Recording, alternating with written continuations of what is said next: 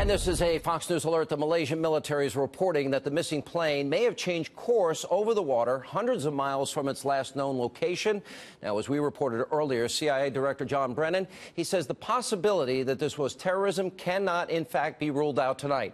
Here with reaction, former White House Press Secretary Ari Fleischer, Fox News contributor Roy Murdoch, and she is the co-host of The Five, also a press secretary herself. Dana Perino, you guys were press secretaries. The first time you've ever been on TV together? Together. So you have an exclusive. This is right history. Here. Yes. This is a reunion. All right. The fact that the military now, at this late hour, is saying 350 miles off course, we were tracking it, the transponder was turned off, the mystery gets deeper as we go on. Your reaction? The Malaysians are not inspiring confidence, and this is what America and the rest of the world that's interested in business travel, air travel, and concerned about the lives, innocent life that was lost, whether this was an accident or it was terrorism. Hopefully they can come to some sort of resolution on their own story so that America can feel more confident going forward. But to me, it's the oddest thing. 4 days later, we have no idea. There's no evidence of where this plane dropped down. I just get more suspicious by the day, and I think Dana's right. There's a certain mystery that is also being fueled because of their lack of information. I think that's right. This is sort of like an Agatha Christie mystery. The more time goes on, the less we seem to know. You know, when September 11th happened, we had pictures of the hijackers by that evening. We did get some pictures of a couple of the Iranians who were traveling on those stolen passports, but that's taken 4 days, and the more time goes on, it just seems like we have lots more questions and fewer Ari, answers. what do you think? Here's what's so hard to figure. The Malaysian military says that they were tracking the plane and they saw it veer off and it went in that direction.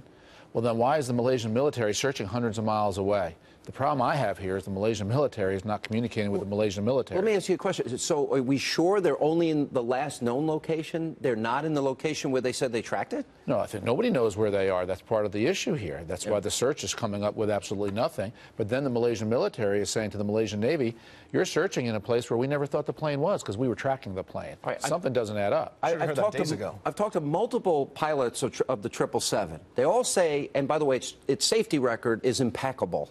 Over 1,000 planes built. We're talking 20 years track record. There was the one incident in San Francisco where 3 people were killed when it rolled off the runway. But that's it. Those are the little incidents besides that. So the question is, the transponder would have to have been turned off manually. The black box has a ping that you can hear from underneath the water, and yet nobody's picked up anything at this point. And so conspiracy theories are running rife, and including one that the plane was that the people were kidnapped or in Iran. That was that's another theory. That's why it's so important for our government to be able to work with the Malaysians to try to get some sort of resolution. But wouldn't we know, for example, if I wanted to use Google Earth and focus in on Bob Beckel's house and watch him smoking a cigar at 7 o'clock in the morning, we have that technology. Really, at this day and age, we're not able to track where a plane went? You'd think with the satellites and all that stuff that we'd be able to get some of this information. Satellite coverage has gaps. It depends where the satellites are flying, and also depends on cloud cover. If the plane is flying under cloud cover, you can't necessarily see it. Skies were clear and weather was beautiful. And one report said it was down at 3,000 feet. So, but the point is, if a satellite is not in a position to see, it will not see. You can only see where the camera lens is trained, and we don't have every square inch of the Earth under surveillance. This plane apparently was checked about 10 days before this incident, so you would think it got a tune-up and should have been in pretty good mechanical order. Yeah. But Sean, let me say one thing. 2 months after September 11th, the plane went down on Long Island, and we all instantly feared it was terrorism. It didn't turn out to be terrorism. It was a civilian crash.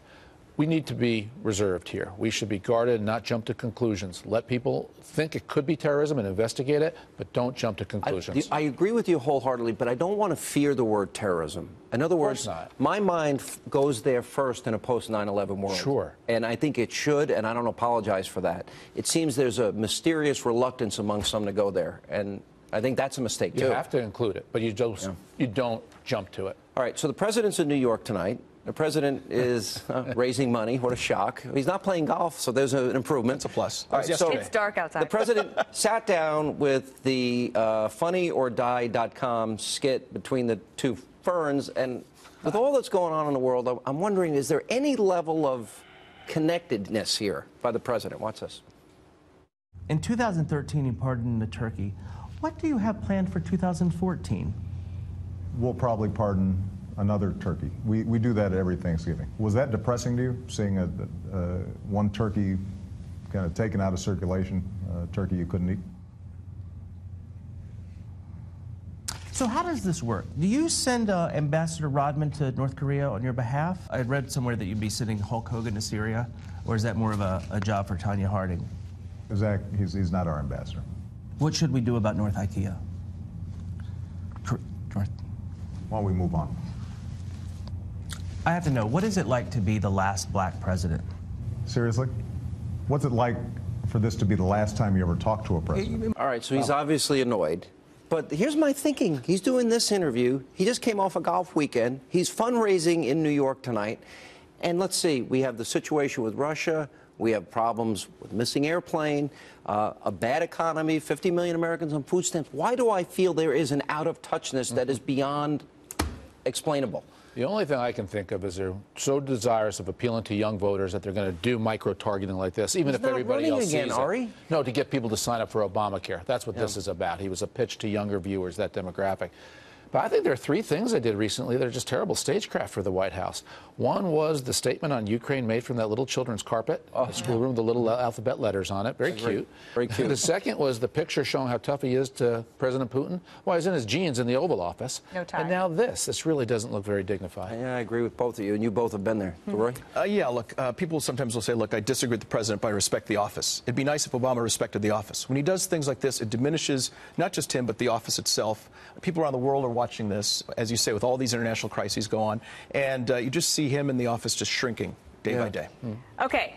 I would never have wasted the president's time with even asking him to do this show, but when we say that we think that he looks totally disconnected, actually, I think that they look at conservatives and Republicans and say, this is why you can't win elections, because you don't know that Funny or Die is a hilarious show, and that it's supposed to be about awkwardness.